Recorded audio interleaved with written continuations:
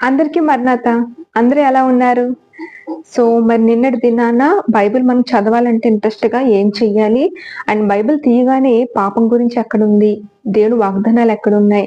దేవుడి మాటలు ఎక్కడున్నాయి? తెలియాలంటే మనకి ఏం చెయ్యాలనేది చిన్న టిప్ అనేది నేను వీడియోలో పోస్ట్ చేశాను. ఒకవేళ ఎవరైనా చూడలేని వాళ్ళు ఉంటే కింద లింక్ ఇస్తాను. సో, వెళ్లి చూడండి. సో, అలాగే మరి ఈరోజు మరి మనం నేర్చుకోబోతున్న మాటొచ్చి, అసలు దేవుడు ఎవరి జీవితంలో శ్రమని అనుమతిస్తాడు? ఈ క్వెషన్ మీకెప్పుడైనా వచ్చిందా?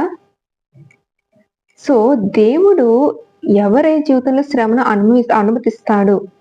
సో, దేవుడు మరి ఎవరి మీదైతే దేవుడికి నమ్మకం ఉంటుందో, సో వీరి జీవితంలో నేను శ్రమ అనుమతిస్తే వీరు నన్ను స్తుతించడం మానరు. వీరి జీవితంలో బాధ ఉన్నా నన్ను ఆరాధించడం మానరు. వీరి జీవితంలో రోగం ఉన్నా మరి నన్ను మీద విశ్వాసం కోల్పోరు, నమ్మకం కోల్పోరు అని చెప్పేసి ఎవరి మీదైతే దేవుడికి నమ్మకం ఉంటుందో వారి జీవితంలోనే దేవుడు శ్రమని అనుమతిస్తాడు. సో, మరి ఎవరి జీవితం ఎవరినైతే మరి వీరి జీవితంలో ఏ శ్రమున్నా, ఏ కష్టమున్నా నన్ను దూషించరు, ద్వేషించరు, నన్ను విడిచిపెట్టరు అనే నమ్మకం ఎవరి మీద ఉంటే వారి జీవితంలోనే దేవుడు శ్రమని అనుమతిస్తాడండి. ఉదాహరణ బైబిల్‌లో యోబు గారే ఉన్నారు. యోబు గారు అన్నీ ఉన్నప్పుడు దేవుణ్ణి ఎలా ప్రార్థించారో, స్తుతించారో, అన్నీ కోల్పోయినప్పుడు కూడా అలాగే స్తుతించాడు, ప్రార్థించాడు. దేవుణ్ణి దూషించలేదు. యెహోవా ఇచ్చెను, యెహోవాయే తీసుకుని అని అన్నాడు. సో, యోబు అన్నీ ఉన్నప్పుడు ఎలాగైతే ప్రార్థించాడో, తన జీవితంలో పిల్లలు, ఆస్తి, పశువులు, ఆరోగ్యము సర్వస్వం కోల్పోయాడు. అయినప్పటికీ కూడా యోబు దేవుని స్తుతించాడు, ఆరాధించాడు, ప్రార్థించాడు. యోబుకి మరి దేవుడికి యోబు మీద ఉన్న నమ్మకాన్ని నిలవబెట్టుకున్నాడు. సో, తను పోగొట్టుకున్న దానికంటే రెండింతల ఆశీర్వాదాన్ని శ్రమ తర్వాత దేవుడిచ్చాడు.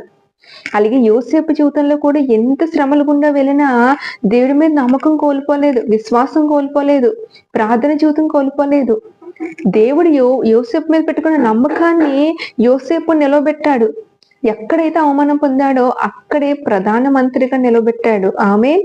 ఈ రోజు ఈ మాట నీ జీవితంలో కూడా ఎందుకు దేవి శ్రమ పెట్టావని కాదు, ఈ శ్రమ పెట్టాడంటే ఖచ్చితంగా దేవుడి శ్రమ తర్వాత నన్ను ఆశీర్వదిస్తాడు. యోబు వలె ఎక్కడ అవమానాలు పొందానో అక్కడే దేవుడు నాకు గణతిస్తాడని విశ్వాసంతో ఉండు.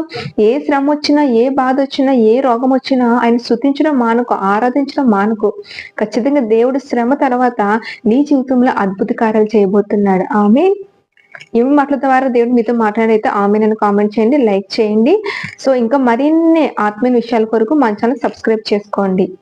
ఆమేన్. మరణాత.